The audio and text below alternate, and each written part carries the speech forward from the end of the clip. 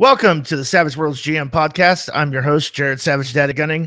Tonight's episode, like all episodes, brought to you by Roll20.net, the world's largest virtual tabletop. Check them out today on Roll20.net. Follow us on Facebook, Twitter, and YouTube at SWGM Podcasts. And subscribe to iTunes, Savage Worlds Game Master Podcast. Tonight's topic, death and lethality.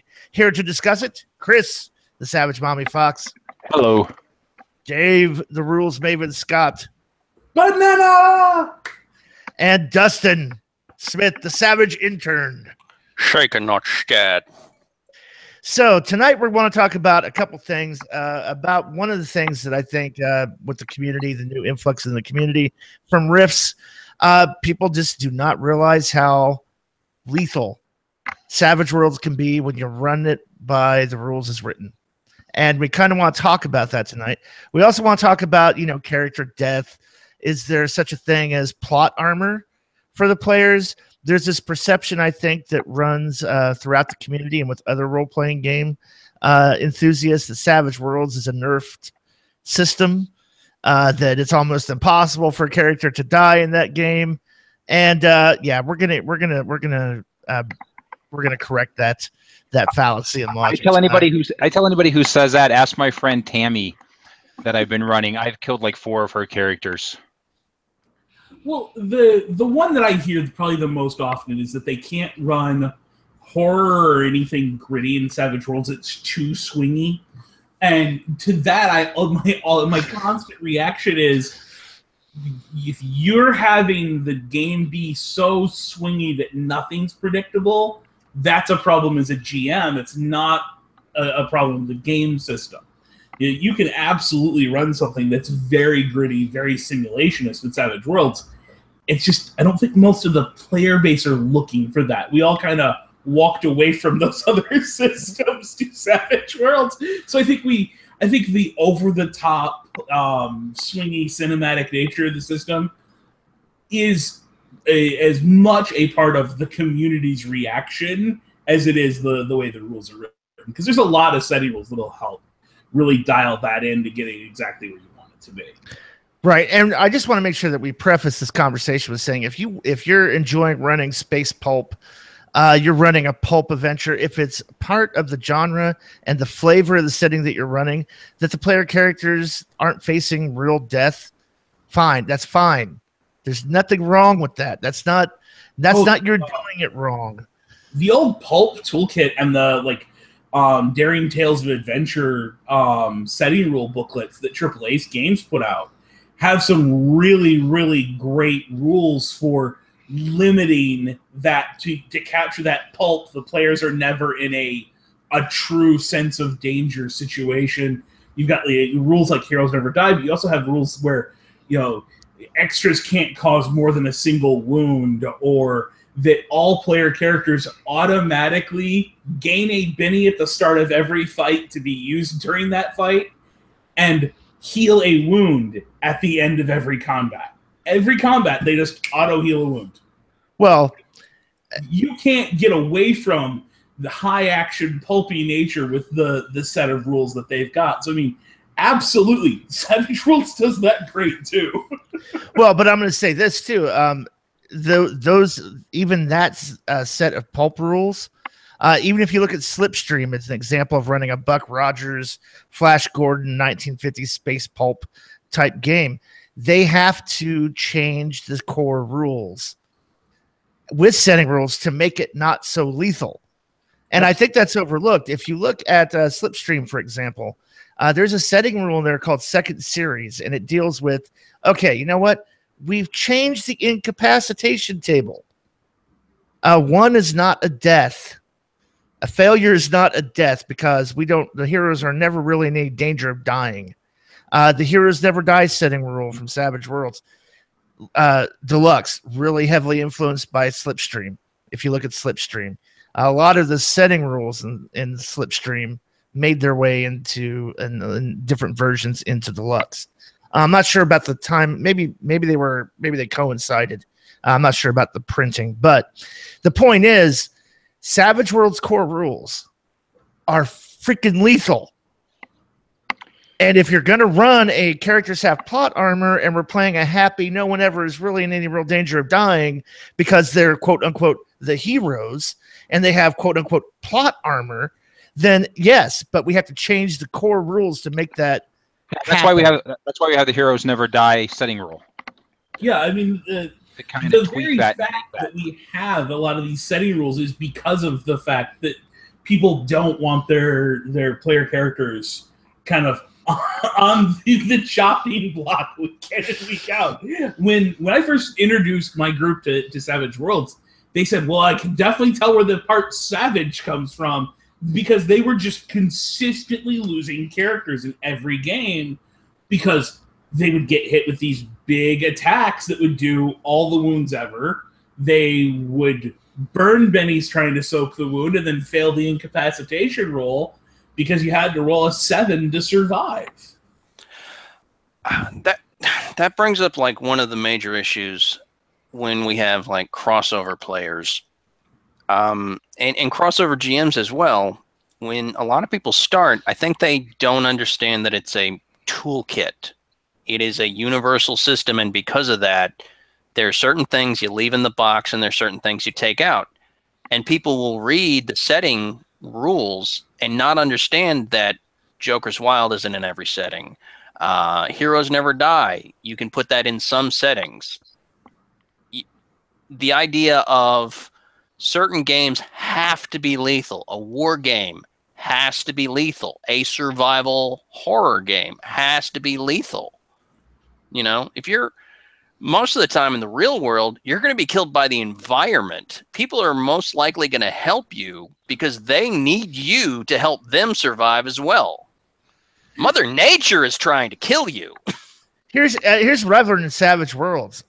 Bullets will ruin your day, especially when they're fired from something using an automatic, rate of fire 3, full auto. That sucks. Because here's the thing with Savage Worlds, boys and girls, GMs and players alike, if you're not aware, rules is written, you soak damage as it happens. Yep. Not once the machine gun is done firing. No. With every set of bullets that hit you, you soak damage. So, for example, when some asshole pulls up with an AK-47, makes their automatic fire roll even a -2 and gets 3 successes, 1 with the raise, and then rolls that damage. Here's the first set of bullets. There's your 2d6. Ooh, look at that. 3 wounds. Soak it. Well, wait, he's not done firing on me. Right, but we take damage. We soak damage as it happens. Here's the first set of bullets. 2 more sets of bullets, and one of them has a raised die. Yeah. Right. Dun, dun, dun. Guess what? Chances are you're going to get a case of the deads. Jared's never to let that story go because he freaking had the character run out right in front of the firing squad. I'm gonna go ahead and say this. If you're on Roll20 rolling this, roll each shot individually and then the soak. Don't just use the macro and let all of them go at once because it's gonna be a cluster bomb trying to sort that. So, I mean, and I don't think that's something people take into account. Now, and I think that there's this, oh, well, death is nearly impossible because you could just soak shit. Okay, we need to talk about this too. If I cause 18 wounds to you, you have to soak 18 wounds or at least 15 of them not to be incapacitated. Right. To get yourself, you have to get yourself down to 3 somehow. Good luck. Yeah. Good luck rolling that. Yeah, you need a 72 to soak 18 wounds. Good luck. Yeah, but I better hope you have just to soak 15 of the 18 and leave yourself with 13 wounds and shaking. Right. And then here's a big newbie mistake in Savage Worlds. I'm not suggesting that you hoard bennies by any stretch of the imagination, but be realistic about it. If it's the first round of combat and you just barely managed to soak 7 wounds and you got lucky, you might want to hold a benny for the vigor roll on the incapacitation. Just saying. Because once you get there, you're going to be rolling vigor at a -3. But Jared, I don't want to use my bennies as hit points. You've been telling us not to use our pennies as hit points. No, I'm recommending you use that penny as an insurance against getting motherfucking dead. This is the point where Elan you might becomes still get dead. At least one. Oh God, Hold at least one. I mean, stop and think about just how useful Elan is. Elan, every time you spend a penny to make a roll, get +2. That means this one edge is +2 to all soak rolls ever. It specifically says including soak rolls, and it does that. Listen, if you want to live, you need that edge. It is like having a superpower. I mean, there's this aspect of it, and absolutely everything we're saying is if you've got a GM who's running the rules the way they're written, hasn't implemented any setting rules that take death off the table. We see a lot of that where the players' characters don't die in my game unless the story calls for it, or all the other different things that you hear people say. Those are all well and good, but if you're playing the rules, there's some things as a player you might want to do just to preserve that character. Right? Carlin brings up a great point. All right, Dustin, why don't you go ahead and read off the first two that we have there in the game. So, Ruben Riviera. Hey, Ruben, how are you? The fun lethality of Savage Worlds. This reminds me of the brutal mention of the poison hazard question I mentioned on G+. No technical saves, even as a raise equals fatigue or even exhausted. So let's broach that topic real quick and talk about hazards in Savage Worlds. Exposure to cold, exposure to heat, extreme temperature, drowning, falling from high heights is a hazard. And then there's this thing called poison, which depending on the type of poison, there's a paralysis poison. There's a actual lethal poison. So let's go ahead and flip the hazards in the rule book here real quick. And just, I don't know, take a quick look. Page 89 is poisons and the poison effects table. So before we do that, I'm just going to say, simply put, hands down, deadliest section of the entire rule book is this hazard section. There are only two things in this that if they cause incapacitation, don't kill you. And they cause incapacitation through fatigue, which is a lot easier to become incapacitated by than wounds. Fatigue doesn't care about your toughness. Fatigue doesn't give you a soak roll. It just happens, and then, all except for two of them, you just die. Oh, and not to mention, we'll get to fire here in a second, which is one of my favorites. But the poison effect table. So on lethal poison, failure to meet your soak roll, or not your soak roll, but failure to make a successful vigor roll results in death in 2d6 rounds. If you fail the vigor roll, you're dead in 2d6 rounds. End of story. Period. Sentence over. Move on. Not roll on the incapacitation table. No, dead. Yeah. 2d6 rounds. It just doesn't play. Fatigue is a monster. And even if you succeed, so on a success, if you get incredibly lucky with lethal poison, on a success, your ass has one wound and you're exhausted. You have 2 levels of fatigue. You're rolling everything in a -3 if you don't have wounds or fatigue already. If you have fatigue already, you're incapacitated. Gazonked. And guess what, boys and girls? With the poison, you don't get a chance to soak it. That's the result of you winning the vigor roll. Yay! A wound and a level, and I'm 2 levels of fatigue. Woo! I didn't die. Right. Success is rewarded. Right. It's because it what it states is if the victim is shaken or wounded by a bite or a weapon that causes the poison, they make the vigor roll. So therefore, right, you're not soaking it because you've already failed that soak roll or failed and had that happen to you. So now on top of getting the wounds, Now you're making the vigor check. Yeah. Right. And stop and think about this. You have to have been wounded or shaken previously by that attack for this to even occur. So more than likely, you're facing at least a -1 penalty from that wound that caused this. Right, to the vigor roll. The other penalties. And it adds up quick. So let's talk about something that would be a dick move by, a GM, someone like yours truly, who might do this to a player character. In an old Western, my villain might walk up, take the main character, grapple, push him to the ground into a horse watering trough on the street, and hold his head underwater. As long as I keep winning, that I could do that as a grapple. And if I keep winning, I'm not only doing damage to him, I'm holding his head underwater. He can hold his breath equal to a number of rounds equal to his vigor die roll. After that, he starts making vigor rolls. And every time he fails, he suffers fatigue until he's exhausted and breathes in all the water ever and is dead. Drowned in a 3 inches and 6 inches of dirty horse piss infected water on the street in some western town, one sheriff town. Oh, but yeah, Savage Worlds is a fluffy nerf herder nerfy game that, all the damage is nerfed and the heroes are never in any real danger. Let's talk about fire for a second. Love fire. Without smoke. Love fire, not for the fire, but for the smoke. Because every round you're in a burning building or around smoke from fire, you're dealing with smoke inhalation. Your ass is making a vigor roll.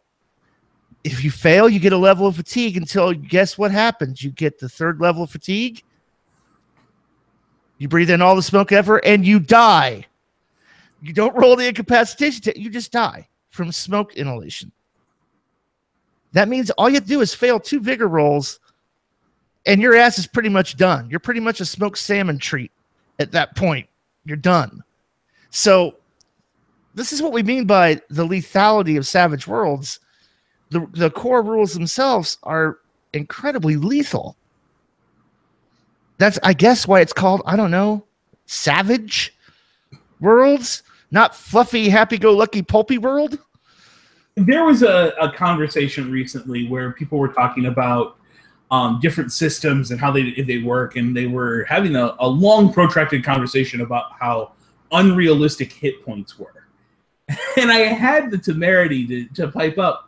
Savage Worlds, technically speaking, is a hit point system, except you have 3 hit points. You can never get any more hit points. You have 3. We just happen to call them wounds. And you have the same 3 when your character's legendary as you had when your character was a novice. We don't care. And when you stop and you remember that that's the way this system works, that means you're on a shorter timeline to death than in any other system out there, save maybe like Paranoia. Right. Well, and then let's talk about hunger. So what happens when you don't go for, 12 hours without drinking or eating? You make a roll for vigor every 12 hours and for thirst every 6 hours after you go without water or food. And once you're incapacitated by hunger, you die 3 to 6 hours later. 3 to 6 hours. Yeah, you don't survive. This is... I think a lot of times I think a lot of GMs kind of hand raise it to avoid the bookkeeping. But if you're really going to create a survival style game, and really any game, like, let's be honest, you're probably going to get killed from the desert before you get killed by the Rattler. Well, I mean, even if we talk about like epic moments from different movies, you've got in Lord of the Rings where they're crossing over the top of Caradhras, and you've got Saruman's voice on the wind and everything. That's after a day of rolling against strenuous activity to climb a mountain. That's a vigor roll to avoid fatigue. And then you've got the cold which is an additional vigor roll every few hours to avoid fatigue. All of which adds up, and now, bam, here come the crows and having to hide and having to deal with the, everything that's going on with the storm that's brought up. Those are the challenges the GM throws at you after they've made all these other rolls to slowly whittle away at the fatigue and sap the character's strength away from them. To drive home the maybe another path would have been more intelligent. Well, if let's say you're running a basic, and you always get this in like a lot of fantasy, style campaigns. Okay, we're going to do the Hobbit thing. We're going to do the Lord of the Rings thing, and we're going to take a forced march over rough terrain for 5 days to reach this other city as part of the quest. Okay. Are you guys carrying rations and stuff? Because that's weight. So let me start talking about encumbrance. So now you're exceeding your load limit. So now I'm adding negatives to your encumbrance roll. You didn't bring enough food? Wait, does the ranger have survival? Oh no, you didn't buy survival because you wanted to have a high parry? Maybe survival and tracking, maybe those skills are useful. Yeah, that whole, we come back to that argument from a few weeks ago that, the fighting skills are more important than the rest of the down list skills. Yeah, say that again the next time your GM actually runs the hunger and thirst rules or the exposure rules for heat and cold instead of having you roll for survival from shelter. Right. A single success on a survival roll finds enough shelter for the entire party for the night. That skill is worth its weight in gold anytime your character is going to be outside of a city. But highly overlooked. Yeah, somebody needs to take it in the party. Mm-hmm. Yeah, people ignore them. Yeah, and I don't know. Maybe people ignore those because, going back to saying if your GM runs it, maybe, GMs aren't, myself, as I said earlier, myself included, aren't running the hazards enough. Maybe start throwing some hazards at your players and watch how things change and how their perception of the game might change a little bit and how they start taking skills. And maybe the next campaign, when they're doing character creation, maybe you'll see something a little bit different out of them. Well, we touched on this before the show, is that if you find that something that's consistently happening in your game as a GM, the first thing to do is to identify kind of the root cause. What's actually causing these things to come up? If all your player characters are heavily weighting combat skills over these down list skills, it's because you're not throwing other types of challenges at them. If your player characters are loading up on toughness, but don't ever carry around rations or cloaks to hold off the cold, then you're throwing only combat at them. Start throwing them into hazard situations. Start throwing them into traps and mountain climbing and things that cause fatigue or require that additional gear. And you'll start seeing your characters, the players, bring a more well-rounded character to that adventure when they have a more well-rounded set of challenges.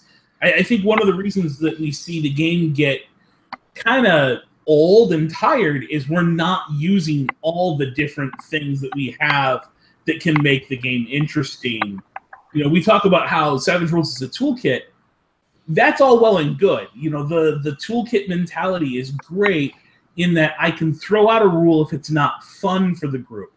The part that I think happens a little too often is we throw out things like hazards and don't even realize the impact it has on the game at the table. Now there's entire skills that our players aren't taking because I never asked them for a climbing roll. Why would they put climbing on the record sheet? See, right. You have to have some kind of like genre awareness going on. What I say is hazards have to be in a war game. All right. Jared was just in my Deadlands Reloaded game, and I'll go ahead and attest to the fact I didn't make it hazardous enough for my players. So if it's a horror game, there has to be hazards. If it's a pulp game, you're kind of getting to the action, I think, a lot of times. And I think there's this mentality of it's all a pulp game, and it's not. Well, even a pulp game, look at probably the most iconic pulp thing out there is Indiana Jones. And more than half of those movies are Indy trying to survive some hazard, whether it's a giant rolling stone or a fall down the side of a cliff or a pit full of vipers. Those aren't combat encounters. He's not pulling out the gun and shooting the snakes. No, he's trying to avoid the hazard that is in his way. And those are the things that make those stories, interesting. You stop and think about iconic fight scenes in Indiana Jones are the one in Temple of Doom where they're fighting on the conveyor belt. There's stones falling and hazardous things happening as far as like the kid stabbing him in the back through the voodoo doll, and that's throwing off his balance, and he's falling and taking falling damage constantly. You deal with the fight on the in the desert where he's chasing after a tank after having been out in the desert for a while and getting a level of fatigue from the heat, and now he's being beaten up, getting bumps and bruises from just being drug along on the tracks of the tank for a while. Yep. There's moments like that that add so many layers to this that if you don't include that in your game, that's why your players are never feeling challenged or you take the same situation and now all of his dice rolls are a -2 in that desert scene because of the level of fatigue he gained from the desert, from the heat rolls, and then another level of fatigue he gained from bumps and bruises there dealing with being jostled around on the tank. Just those two things put every dice roll he makes at a -2. It does, and I see what you're saying. I think what happens is that if you take Indiana Jones as the standard bearer that we're going back to mentally, there's always that Deus Ex Machina that appears. And I think when we frame our ideas in movies, one of the problems with our GMs creating these hazards is there's going to be some Deus Ex Machina in our mind. Like the heroes are just crawling through the desert and they should die. But the director or the GM or whoever suddenly says a canteen of water is thrown at you. It looks like you've been picked up by the guards. Well, and that's the heroes never die setting rule, right? That's when they should be facing certain death, they somehow magically don't. So you can have a situation where, let's say they're riding through the desert, they've been forced off their camels, now they're on foot, and they collapse in the sand. And everything goes dark. And cut to the next scene, they're waking up in an ashram or in a tent oasis because some Arab, nomadic Arabs have picked them up and, giving them a little rag of water to keep them alive. They're still -2 levels of fatigue and a couple of wounds, but they're not dead. And, I mean, there's nothing wrong with the Deus Ex Machina if you're playing with the Heroes Never Die setting rule. But if you're not playing with that Heroes Never Die setting rule, then guess what, boys and girls? There's no magic coming to save your ass. You die. Yeah, I think maybe you shouldn't have been decisions. You're dead. Yeah, I think maybe you shouldn't have been riding a camel. I think you should have been going through the desert on a horse with no name. That would have been better. That could have happened. So, so let's take for example, so. We're in a fight scene. What about you're playing a regular typical fantasy and hey, you get caught by the orcs and they basically imprison you. They feeding you well every 12 hours? Oh, probably not. Probably not giving you water either. Or it's diseased. It's diseased. Exactly. You're eating rotten meat. Yeah, again, go visit your hazard section and take a look at what disease does to a player character in Savage Worlds. Again, if you want lethality in the game, it's there. It's absolutely there. Just play all the rules. And I don't think a player character can call you a dick as a GM when you go, hey, listen, you were captured by orcs. They have you in orc prison. They're feeding you rotten pork. And not much of it. You're getting table scraps of what they eat. Once every couple days if they remember to feed you. Give me a hunger and thirst roll. Well, then, I mean, think about it, too. Like, there's going to be rats in the cage with you. Like, you have to choose, are you going to eat the rats? right? Or maybe because of the rats and everything that's going on, you don't sleep well at night. You're not getting a full 8 hours of sleep at night. Nothing will keep you awake like fleas biting you. Right. I'll tell you what, I can take almost any player character in any Savage Worlds game who've created novice characters, regardless what setting we're playing. If we're not playing Heroes Never Die, I can have a TPK by putting them on a boat and having the boat capsize in the middle of the ocean, because no motherfucker ever takes swimming and nobody ever takes the steady hands edge. So when I go, hey, give me a agility roll not to fall off the boat because you're in the middle of a storm, and they're making agility rolls at -2, they're eventually going in the drink and they don't know how to swim. So when you fail a swimming roll, guess what happens? Glug, glug, glug, you start to go down. Oh, and another swimming roll. All that gear you're wearing can count for like double encumbrance in water, things like that. Yeah, because nobody ever wants to take their armor off. Right, and nobody ever wants to waste their skill points on swimming or climbing or riding or tracking. No. I'm all about the shooting, the fighting, and the combat edges, because we're playing a role-playing game. So I'm going to go ahead and address one of Carlin Kendrick's questions. So the rules say fatigue goes away with some rest. How do you justify the player that asked, did my fatigue go away? Hold on a second. The screen just jumped on me. Did my fatigue go away after you fast forward to the next scene or after travel in the same session? So guess what? No, it doesn't. Did you get a full 8 hours of rest the night before? I don't think so. 6. Technically, it's 6. 6. Okay. Did you get a full 6 hours of rest? No, I don't think so. We're traveling. So the answer to your question is no, you still have your fatigue. That fatigue sticks around till you get a solid 6 hours of sleep. And that's actually, if you go to the sleep setting, the sleep hazard in the hazard section, it talks about the fact you need 6 hours of rest to remove a level of fatigue. If you take a look at, I believe it Bumps and Bruises, when it actually introduces the idea of getting a level of fatigue from Bumps and Bruises, that's automatic. It takes 24 hours. It doesn't matter what your player has their character do. That fatigue doesn't go away till 24 hours has passed in your game. Now, yeah, that means you're going to have to track some things, like how much time has passed. Yes, it means you're going to have to track whether or not they're carrying enough weight to be over a certain load limit. Yes, it means you're going to have to carry, track things like food and water. But again, this is if you want the lethality in the game, these are things you just have to deal with. Just like if you want to have scarcity of ammunition in your game, you have to count bullets. There's no ifs, ands, or buts about it. You can't abstract ammunition and then also protect scarcity of ammunition. You have to choose what's more important to you. Right. And so, I mean, a lot of this too, I think we demonstrated pretty clearly that as long as you pick up and use all the rules as written core rules, Savage Worlds gets pretty deadly pretty freaking fast. And then you toss a couple setting rules on there, like gritty damage if you really wanted to, and it gets even worse.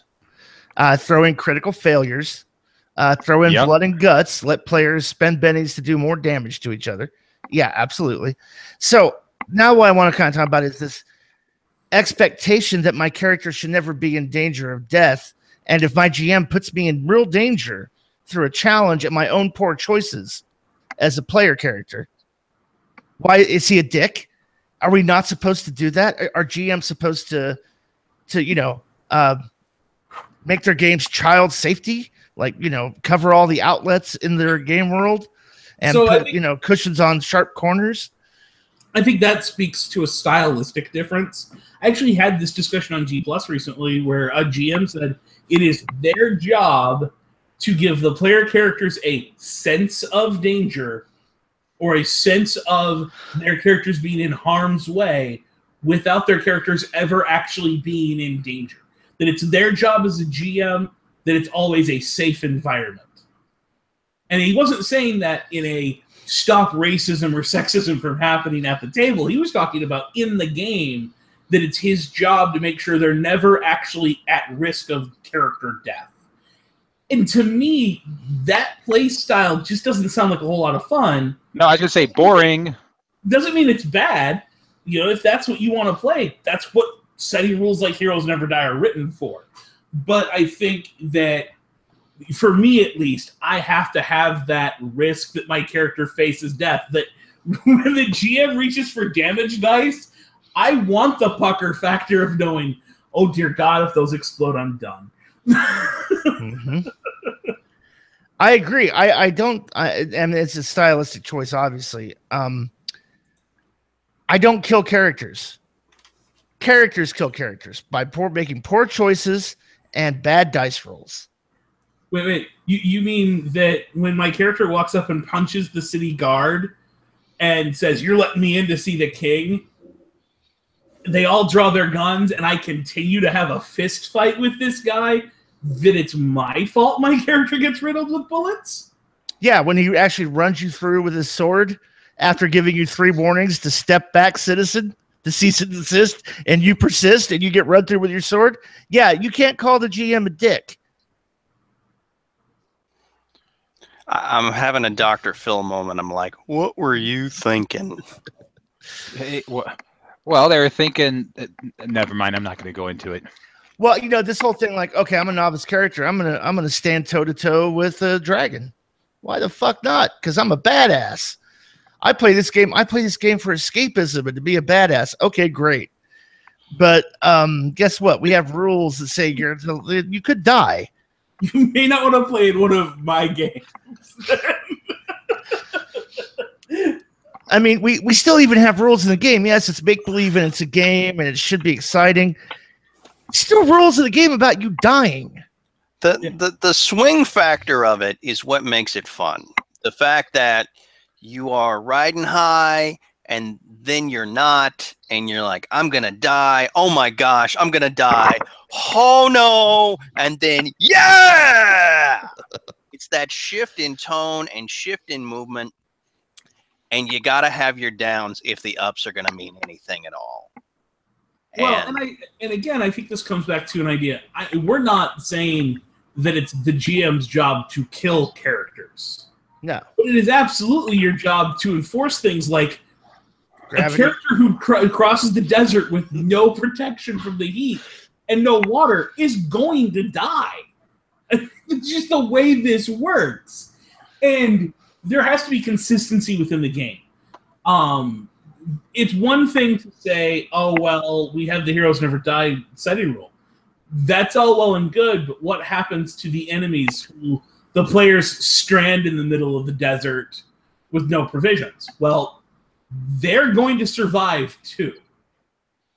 If you expect your character to survive, when you strand the arch villain out there, they can survive it just as well as your player character can. Yeah, it has to. You have to have that. I mean, if it's good for the players, it's good for the monsters and the bad guys. You know, I've played with a few people who, it's just like you touch their character and you hit their character and you wound their character. They get all butthurt and whine and get bitchy and cry about it. But then they're okay with the opposite side of that. I can kill every monster. I can do this. I can do that. But the monster's not supposed to touch you. It's not supposed to attack you back.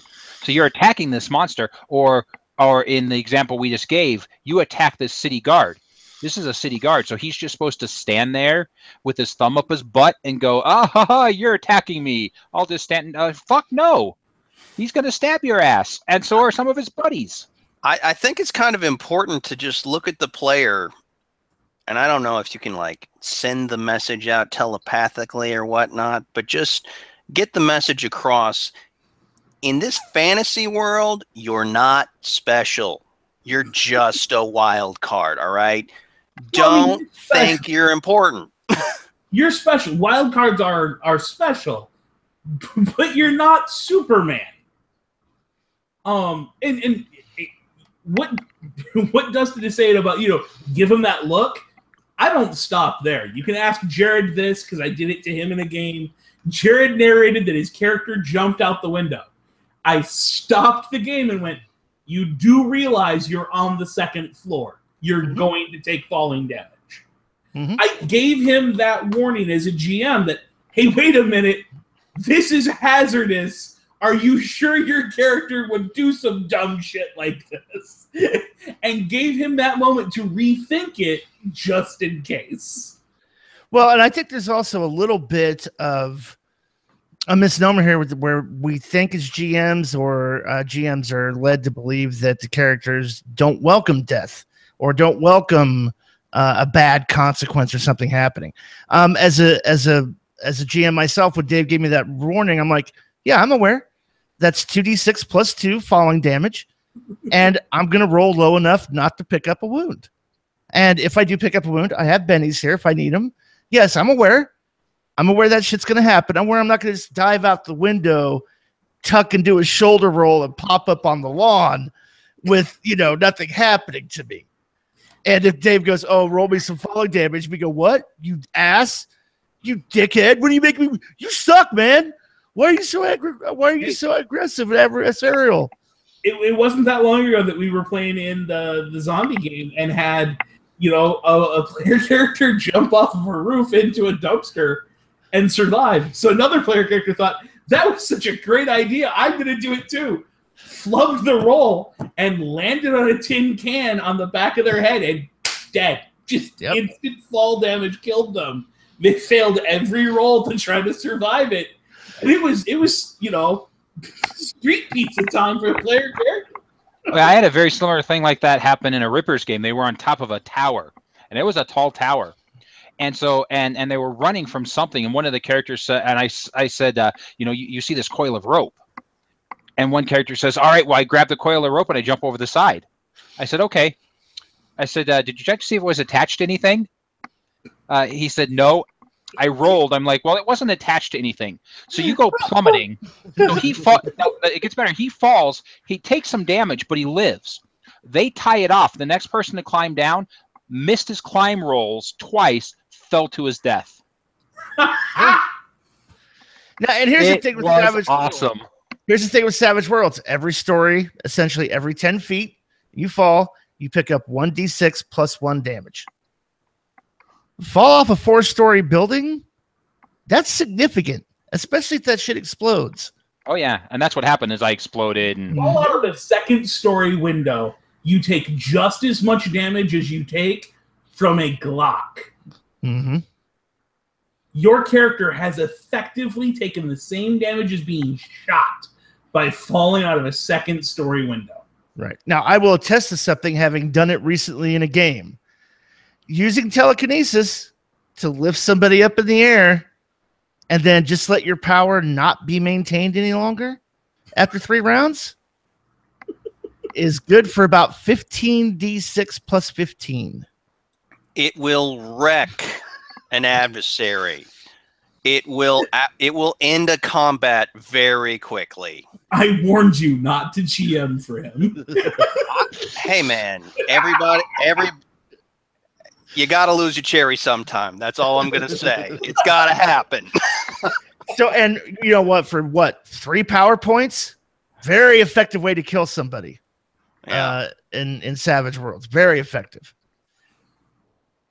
Just absolutely. Just saying, just putting that out there, letting you know. If you use the rules intelligently and tactfully, from a tactics. Strategically, that's what I was looking for. Then it is lethal. A lot of it's hard to defend against, and I think that a lot of GMs run combats like their D&D style combats where everybody just runs up and just stands toe to toe with each other and trades blows. And okay, that could be fun. There's some fun to be had in that. But oh my God, there's all these other tools you're not picking up and using, like a rock slide, or oh my God, how about the cover of night? When's the last time anybody went, oh shit, it's there's smoke on the battlefield. It's kind of hard to fucking see shit. Use the obscure power. Ruben actually mentioned earlier in chat. What about the guy who throws out the slumber power, and as soon as you're asleep, just walks up and cuts your throat? Yeah. I mean, You're talking about instant death. That's a coup de grace. That's a finishing blow. There's no incapacitation roll. There's no damage roll. Your character is defenseless and has their throat slit. You're dead. And that was something that a novice character can do. That's something an extra can do to your wild card. Yep. Just saying. So okay, so you piss off. Let's use our analogy again. Does the GM have to bring the consequences of an action to bear immediately? Oh no. So your bon vivant comes into town, throwing his weight around, swaggering dickhead, intimidating the guards. You're going to let me in because I'm who's who, and that's what you're going to do. Oh, I'm going to deck you if you don't let me do it. I'm going to beat you the fuck up, and the guard's supposed to take it. Okay, maybe the guard just takes it. But later that night, when you're asleep at the inn in the room that you've rented for the evening, him and his buddies sneak in and give you a good old fashioned thrashing. The what for? They give you the what for. I'm going to give you the what for. A blanket party. I have no idea how much damage it was going to take, but I know how much they were going to use. I'm going to put it to you like this. By the time you throw 4 extras at one person, they might as well be fighting a wild card. Yeah. And as a GM, how would you go about educating that? Well, you're asleep, so there's no defending. They just go ahead to hit you for damage. They get the drop. See. They have the drop, and all 4 of them hit you. Okay, they just roll damage on your ass, and you wake up with wounds. Yeah. Or you wake up with damage going, what the fuck? And then he just looks at you and smiles. Do they have to kill your character? Nope. But now here's the other thing too. GMs let player characters off the hook so much with healing that it's not even funny.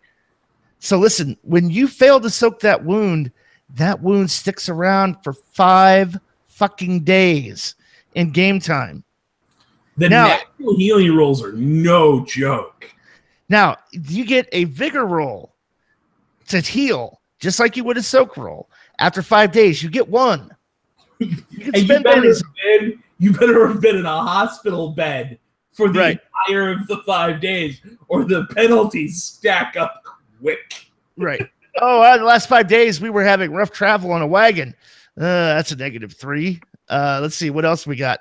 Have you eaten well? Nope. Okay, that's another negative. Have you been exposed to the cold? Ooh, that's another negative. And don't forget, you still have the wound penalty from the wound you're trying to heal. Yeah, and so many GMs just wave it like, oh, next session, everybody's healed. Oh, next session, everybody's fine. And there has been no passage of time in game terms for that to have taken place, other than, we're meeting for a new session. That player character who received the blanket party in the middle of the night, they were all using, soap and socks, non-lethal damage. Mm-hmm. Those are still wounds that have to heal over time. They don't just magically go away or become fatigued by the next morning. Those are wounds, and they stick around. Now, you could also play this way as a GM in that same situation. So you're bunked in with your buddies. They all get a notice roll. Everyone except you. Once your player character, they all get notice rolls. Everybody give me a notice roll. If it's not enough for them to wake up, if they don't get a success, they don't wake up. And then the next morning, they all wake up, but you don't. They wake up to find you dead in your bed. Why? Because they walked in and slit your throat while you were defenseless. Yeah, because you wanted to fuck with the guards and think there was no consequences. And again, there's consequences. And I think that's something that people need to take into account too. And again, I'll throw myself under the bus. I don't think that I do a good job of making those consequences known, coming up with them, and then sticking to them. And I think you've got to stick to those consequences and get that consequence in your mind. What's going to happen because A happened? It's going to lead to B. What is B? And make that happen. Make them have some consequences for what they're doing.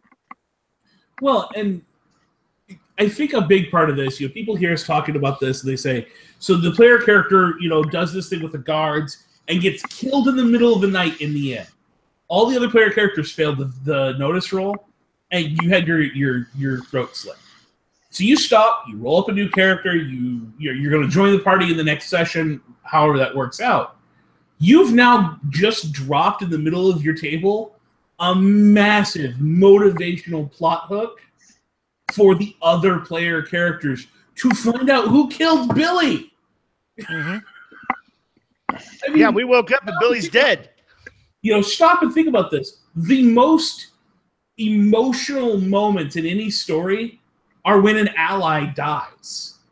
That's the moment where, oh my God, it's real. We're really in danger. And then it becomes real for the rest of the party.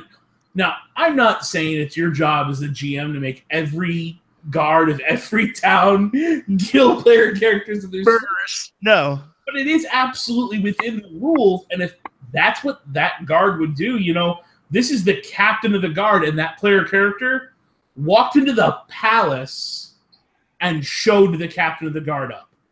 And he's vengeful. Mm-hmm. Yeah, if I've written down, and here's what I'm going to say too, it should the punishment should fit the crime, so to speak. So you don't just decide, well, all right, I'm going to gank Bill's character because Bill was being a dick to the captain of the guard, and I'm the GM, and I know the rules well enough to get away with it and know how to do this. No, not if the captain of the guard doesn't have the vengeful hindrance.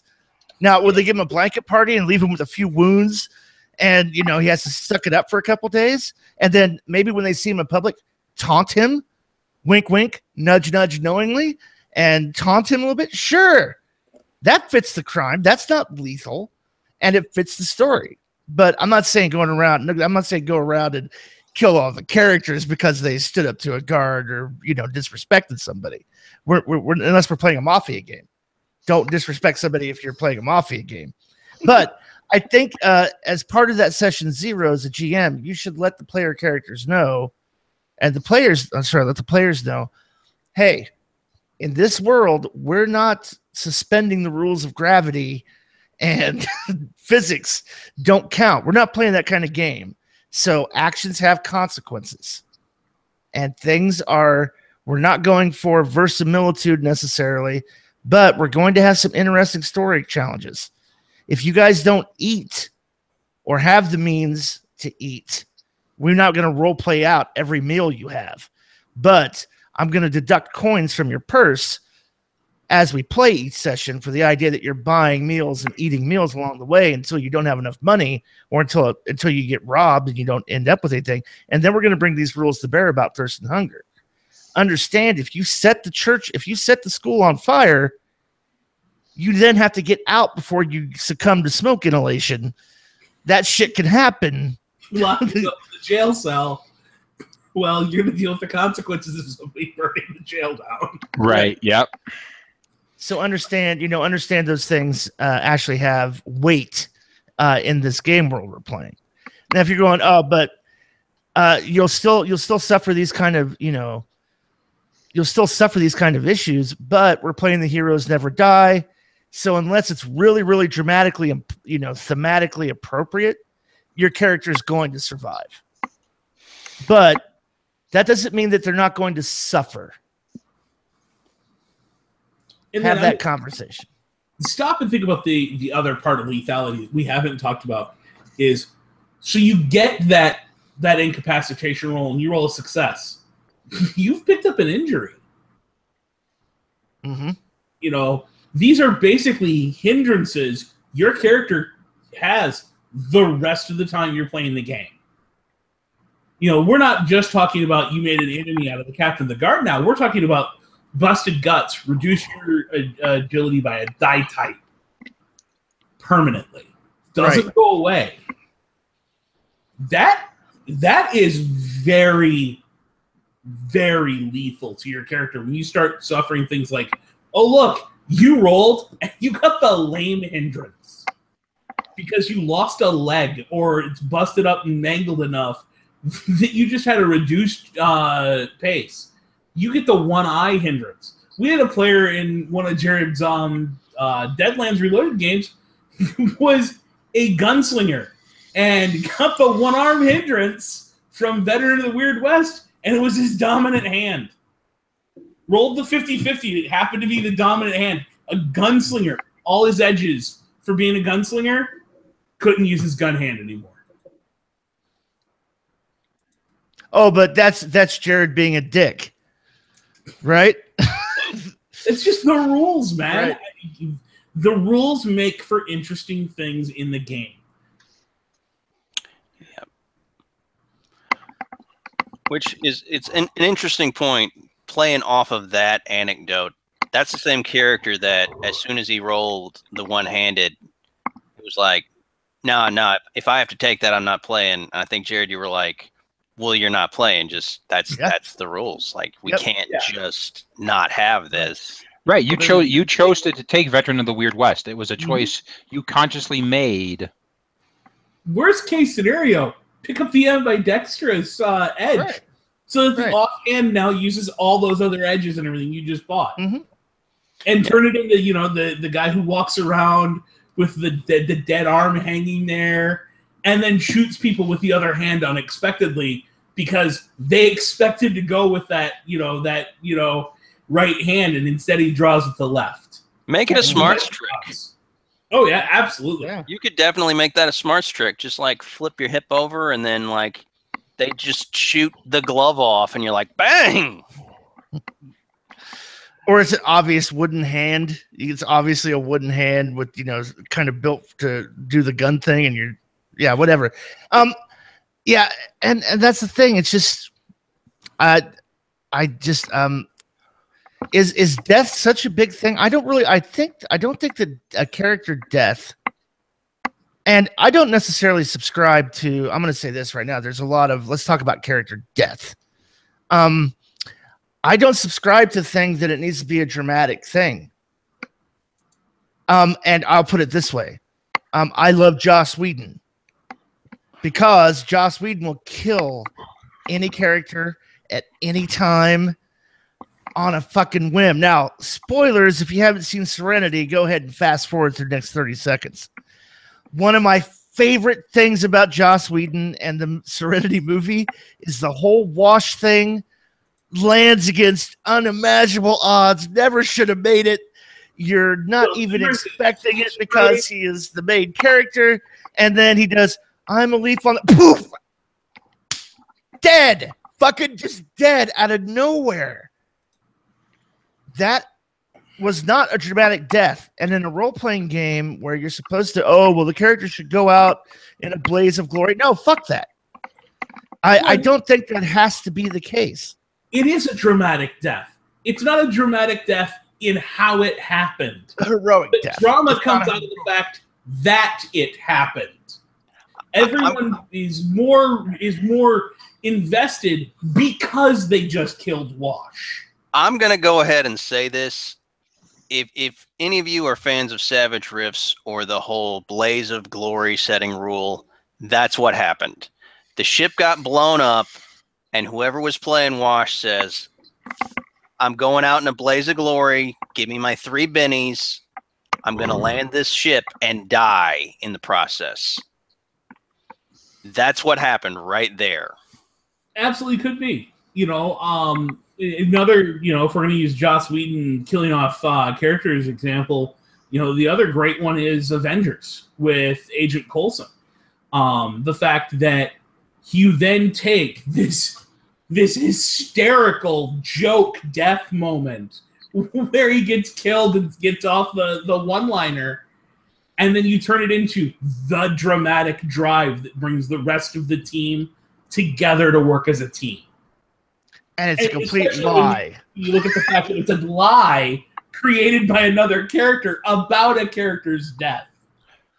Well, if we're talking about Joss Whedon, one of the things that always bothered me about his series was that he'd kill a character off and then he'd bring them back. I don't think he brings them back. I think he decides to kill a character off, and the studio goes, Joss, it's called Buffy the Vampire Slayer. You can't kill Buffy. Well, Joss refuses to have anything to do with Agents of S.H.I.E.L.D.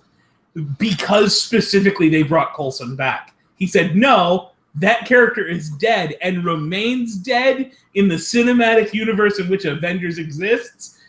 Agents of S.H.I.E.L.D. is a different universe, or I'm not working with you ever again. I mean, that's how passionate he feels about characters die and they stay dead. Yeah, and even look at that. Okay, so even look at Buffy. Even with Buffy being the titular character, he still not only kills her once, not twice, 3 times. A lady kills her. And I get the sense that he went for the good one, Chris. I get the sense he went for the 4th, let's kill Buffy a 4th time. And the producers went, Josh, you can't. Okay, fine. Buffy comes home and finds her mother dead. That'll be interesting. The best one is the anecdote that comes out where they all walk in. I believe it's the 2nd season, and they're having a conversation about what's going to happen to the season. And Sarah Michelle Gellar walks in and kicks her feet up on the table and goes, I know I'm safe. You can't kill me. I'm the title character. And that's what drove Joss to kill her for the first time, to prove that no one's safe, no one's off the table. And I think that therein lies the rub, though, is the hobby as a whole has developed this idea that character death is bad and that character survival is good. And we need to get away from that dichotomy and say character death can be just as good as character survival. Right. And I think, too, that as a GM, I don't owe you a hero's death in the game. It's not my responsibility to ensure that you have a hero's death. I'm going to give you another great example from the Buffyverse. Tara. Yeah. The whole thing with the random missed gunshot of the character trying to shoot Buffy, missing, and capping Tara in the head, Willow's lesbian lover, standing in the room next to her, just bam, gone. No reason other than wrong place, wrong time. That innocent bystander rule kicked in, and bam, someone's dead. Grim servant of death. Then, right, and okay, so, and you could argue for the character, the player playing that character, dude, that sucks. For everybody else in the game, now your in-player ally becomes this very powerful witch on a vendetta to not just to flay the guy alive and get her vengeance, but then now I'm out of control. I'm going to destroy the entire world. And it becomes this whole plot thing. Is it a heroic death? Absolutely not. It happens out of nowhere. It's a waste. And I don't think that I think GMs feel this onus to, okay, well, all right, well, you narrate for me how your character dies because, I don't want to touch your precious character and have you not like me as a GM for what I say happens. And I don't want to confrontation. And, oh, no, you don't dictate how another character, you don't dictate how a player character's character dies. Oh, he decided to get on a horse. A cannon round to the head. I think I'm the one dictating how they died. They didn't get a reaction. I don't get to go out in a blaze of glory as a character, and it's not an entitlement for you as a player character in a role playing game to have this blaze of glory, heroic death. I just don't agree with that. And that's not to say you don't get one when it is appropriate to the story. When you have that moment where it works, again, we just talked about the scene with Coulson dying. That works amazingly well for him to deliver the one-line gallows humor joke after he fires off the gun and then bleeds out and dies. Those moments absolutely add something to the game, and you should give those to players when it's appropriate. But again, I think like so many other things in the hobby, there's that whole moderation thing. You can't do the same thing every time.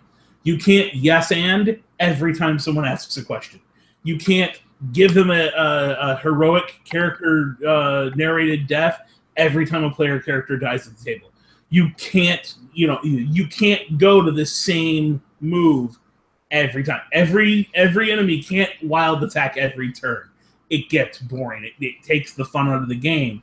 You have to use the full plethora of everything we have available to us to keep that interesting. Truth. Right. And here's the other thing. So, like, you'll hear this all the time. Like, oh, no, we're going to hand wave that death. Or the GM's going to give you, oh, you know what? Here's an extra Benny to make that vigor roll not to die. Fuck that. Is my opinion to it. It's, listen, I knew the job was dangerous when I took it. I'm as a player character, I'm aware that, you know what? Possibility I could fall off this rope bridge while I'm having this fight. I'm the one who decided to do the fancy run along the rope on the bridge to show off, and then I slip and fall. Nope, I'm hitting the ground. Done. Not, give me another agility roll. No. I made the agility roll -2 and I failed it. I'll get this from GMs all the time when I'm playing the game. Okay, give it an agility roll -2, not to fall off the moving train, to catch it at the last minute. Oops, I failed the roll. Are you going to Benny that? Nope. And there's this sort of like stunned silence, like, what? Oh, no. This is going to be interesting. I want to see what happens when I fall off a moving train at 60 miles an hour and hit the ground. As a player, I want to see what that does to my character. And I think there's this assumption in this sort of thing for the GM going, seriously, you're not gonna Benny that? No. All right, because failure is interesting. I think we got this whole generation of role players who are like, oh, I can't fail. Failure isn't fun. I don't like being shaken for more than a round because I don't feel like I'm doing anything. Don't go down that. Stop. I don't need to see Chris get angry as you go on another shaking. But I am going to touch on something Jason Chapman said here, just because I think it's funny to point out. He's saying if death isn't a factor for the game, what's the challenge? Overcoming difficult odds at the end makes the excitement way more. I'm not saying to try to kill the players, but misfortune always happens. Well, I certainly hope Jason's not going around killing his players. Kill their characters, not the players themselves, dude. Hey, Freudian slip. Misfortune happens. That's all you have to say to the police. I'm sorry he died. It was a misfortune. He rolled double ones. You have to understand that has consequences. I'm going to level with you. If the cops show up, boots of escape will not allow you to outrun bullets. Yeah, I was about to say, has anybody ever watched Reno 911? With yeah. Patton Oswalt found out the hard way. Yeah, that was. Oh my god, that was hilarious. Boots of speed. Boots of speed. He means the characters, but it's always fun to go after that one because it's that funny thing we all do. Yeah. That said, I think rather than continue to beat the dead horse, let me ask this question: how do you handle the actual character death at your table? You know, do they get to roll up a character immediately and jump right back into the same session? Is it the next session? Do you have to wait till it's dramatically appropriate to bring them in? How do you handle that? I'll start that one off. Two things. Even though Savage Worlds tells you they start with one less advance if you're running rules as written, I tend to ignore that and say that the experience points really belong to the player, not the character. They're a reward for the player to advance their character. So you die with the same number of advances and XP you had in most of my game. Secondly, if you could create a character that fits dramatically into the story and logically into the story, the same session, I'm fine with that.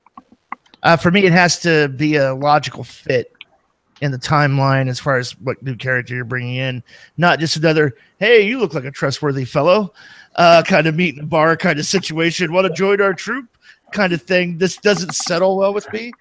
Wait, you mean my character who died at the bottom of the mines of Moria? I don't get to just invent another character and have them meet him on the way up out of the mines of Moria.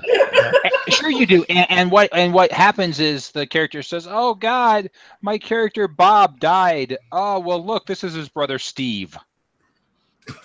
He looks exactly the same, identical character." Steve is his identical cousin from 2 mines over. This is my twin brother. Exactly. Yep. Yeah. One of the things that I always keep on hand is allied extras, so that if one of my players actually dies or gets caught in one of those weird situations where they're sitting there on their hands, there's an allied extra that they can start controlling for the duration of that game session. That way, when my players are there, they might not be themselves, might not be their characters, but they will be in the game in some capacity. That's a good way to handle it. I don't want to sidetrack us too much. That's a great way to handle splitting the party too. Yeah. Is if you have enough allied extras on hand where when you split the party, characters that are involved in the other half of the scene, those players take over allied extras that are in this half. That way everyone's always involved and no one ever has to get up, leave the room, go make a sandwich because they're not going to get to role play again for a half hour. Right. Yep. I would say too, if you're running a highly lethal game, right at the beginning, tell them go ahead and make 2 characters. Yeah, roll up a backup. Yeah, have one ready, have one in reserve, just in case. You know what? The nice part with that is, if I roll up that backup character, and as I'm advancing my main character, I'm also advancing the backup character. The backup character is literally ready to go at a moment's notice because it's already got all the XP pre-spent. Mm-hmm. Right. Just out of curiosity, I wonder how many players plan their XP. Do you know, in your table, in your experience as GMs, how many of your players kind of plan their advances? I know I've had a couple who have done it. I had one player, and unfortunately he didn't play anymore, but he was playing in a Deadlands game, and he was playing a Blessed, and he had through 50 XP already planned out. I think instinctively we all plan at least up to seasoned, because I feel like in a lot of games for your veteran players, you could start them at seasoned and it makes perfect sense. The novice ranks, I almost feel like, are the training wheels to get through and sort of establish that group dynamic. But I think instinctively we all plan. We're like, well, I can get this at season. Well, I can get that at season. I can really get my build going. And then you'll get some characters that will plan up further. It's been my experience, though, that when a lot of the players get to legendary, they get the 1 or 2 legendary edges that they want, and then they just stockpile XP. They're like, okay, well, yeah, I got 20 points I can spend on something now. I don't know. So I think there's an aspect of it that all depends on, did the character capture the concept right or not? Jared's seen me do this in his zombie game. I was at most 6 advances behind the rest of the party because you just spend advances because the character was doing everything I wanted them to do, and it just didn't occur to me that, hey, wait a minute, I've got all these advances I should really spend, even if it's just increasing stuff by a die type.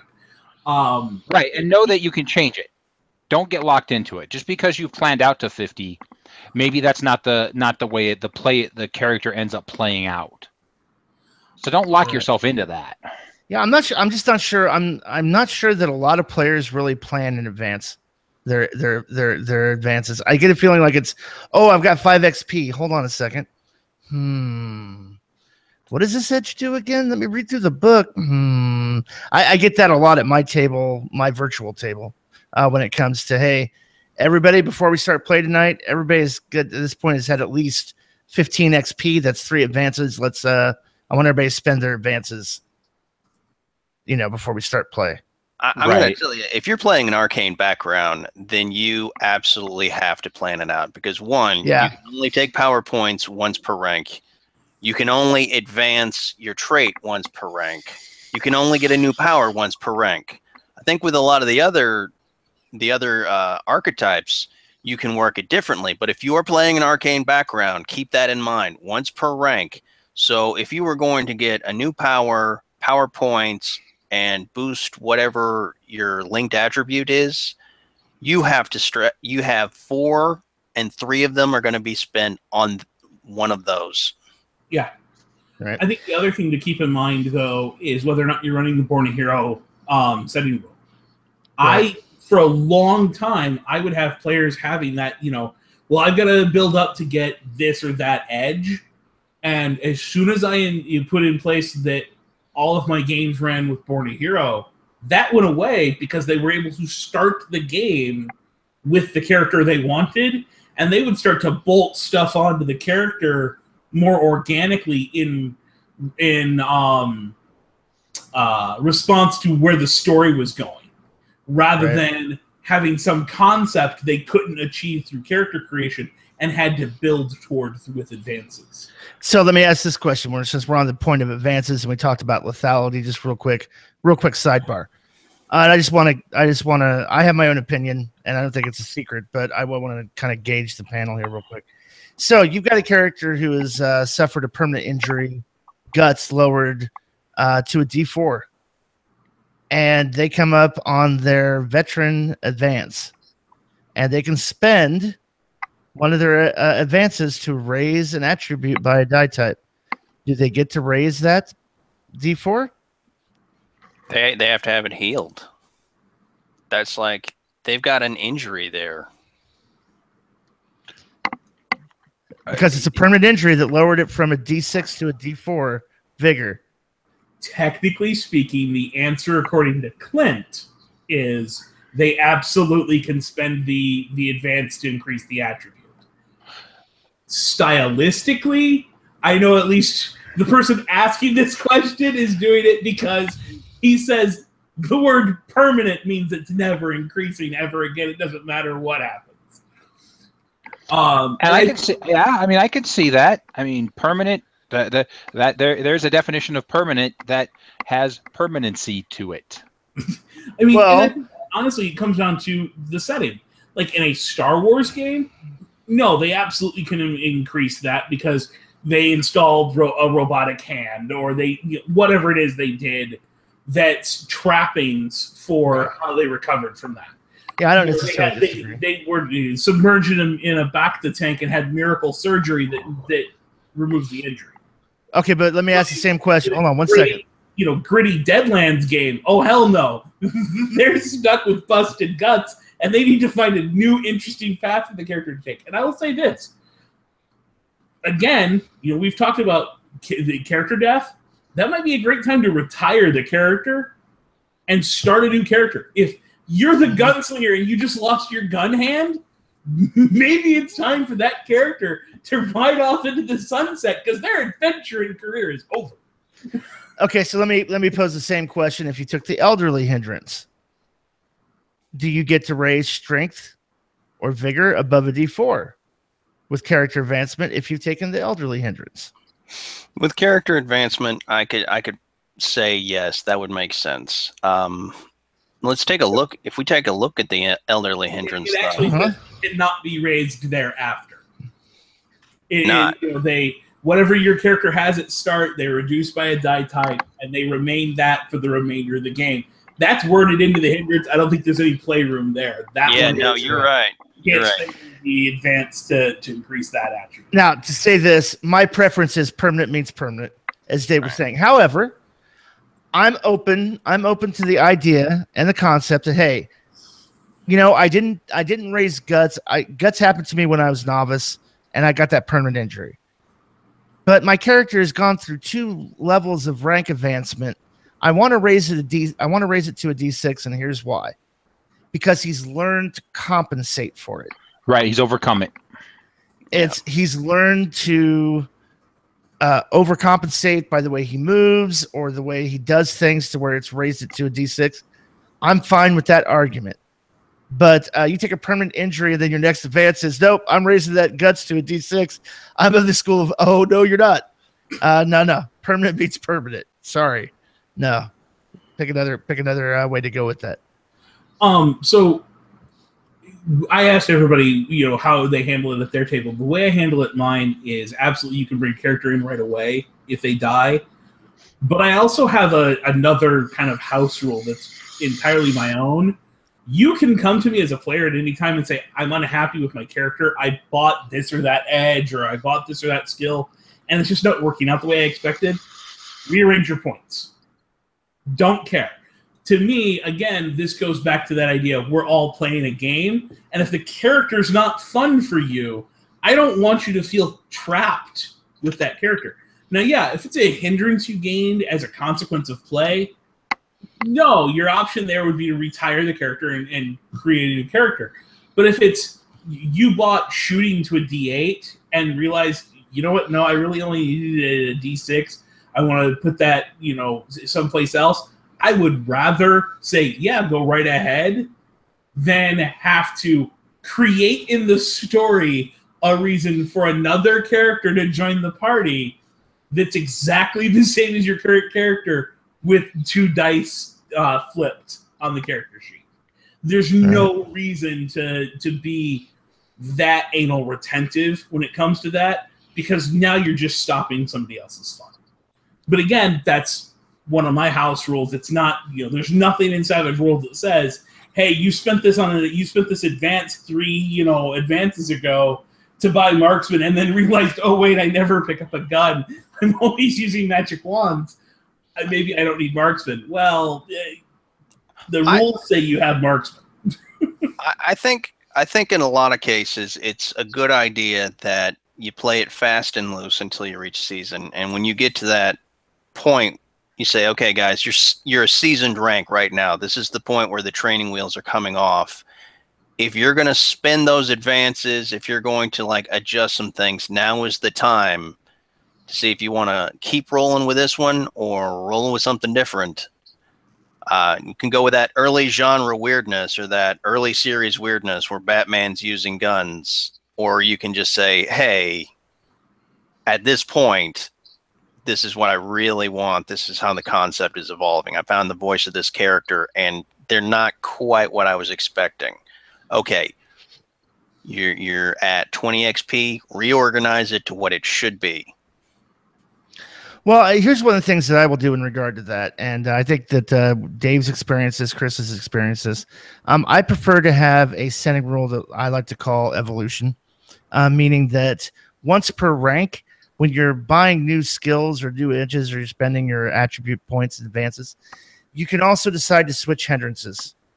If it's more clear, for example, let's say you start with the yellow major hindrance in a zombie apocalypse, and you're scared to death, and you're a cowering wallflower, and then you get to seasoned, and you've been around enough undead, you've seen enough death that you're not necessarily a coward anymore. So you take those 4 points and go, you know what? I'm going to go major phobia zombie instead of yellow. Or I'm going to go with these other 2. It's going to go the other way. He's no longer scared of the undead. He's now bloodthirsty and decides they must all die. As long as you're trading the same number of points for a character hindrance that makes sense with your characters evolving in the story, then go ahead and switch out your hindrances by all means.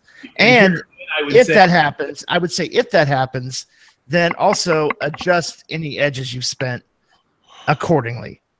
Well, and I was going to say, this is also a moment where you have to say, that's great for the hindrances the player chose.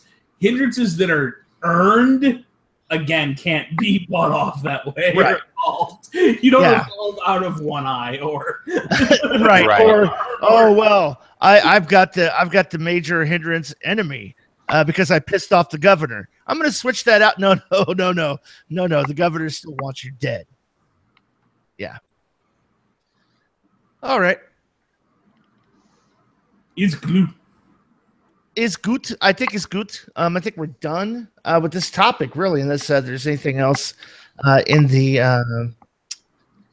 live stream, live chat. Anything, any kind of stone we left unturned? Any kind of question unanswered? Jason Chapman had asked what happens when a character with an attributed a D4 is hit by one of those, busted guts type things. Does it drop to a D0 or Stays at a D4? It has no effect whatsoever, and that's because there is that stated D4 minimum. And even if you actually go to the injury section and look at that, it even says cannot be reduced below a D4. Right. Yep. All right. Everybody go kill characters. Your next all GMs kill characters. Kill them!